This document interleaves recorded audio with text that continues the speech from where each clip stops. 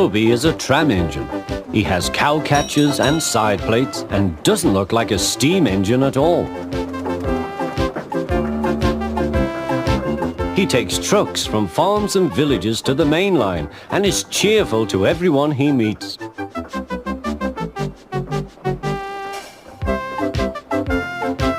He has a coach called Henrietta, who has seen better days.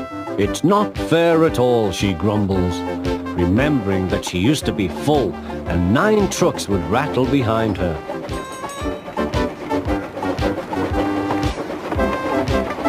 Now there are only 3 or 4, but the farms and factories send their goods mostly by lorry. Toby is always careful.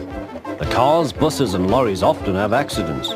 Toby hasn't had an accident for years. The buses are crowded and Henrietta is empty.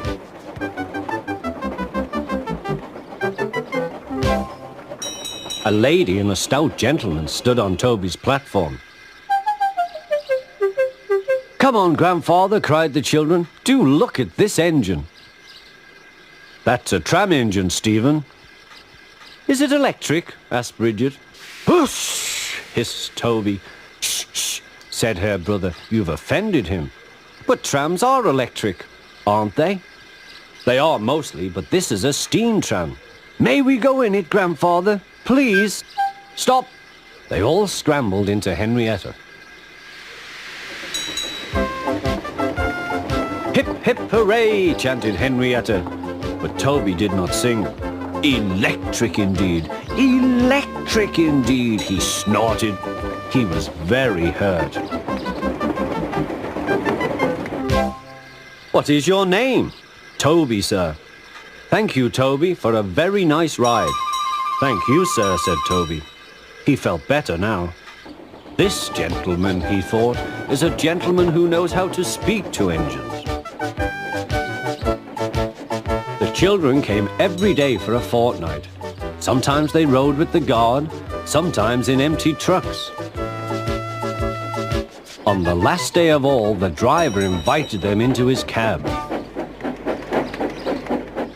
All were sorry when they had to go away. And the stout gentleman's family thanked everyone. "Come again soon," replied Toby. We will," called the children. And they waved till Toby was out of sight.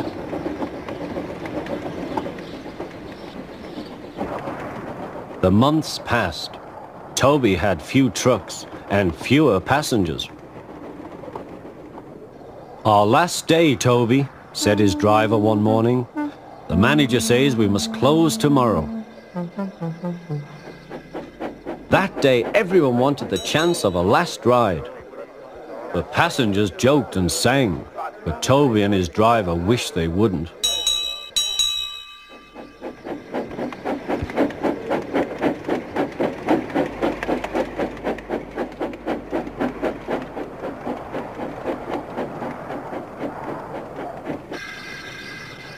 "Goodbye, Toby," said the passengers afterwards.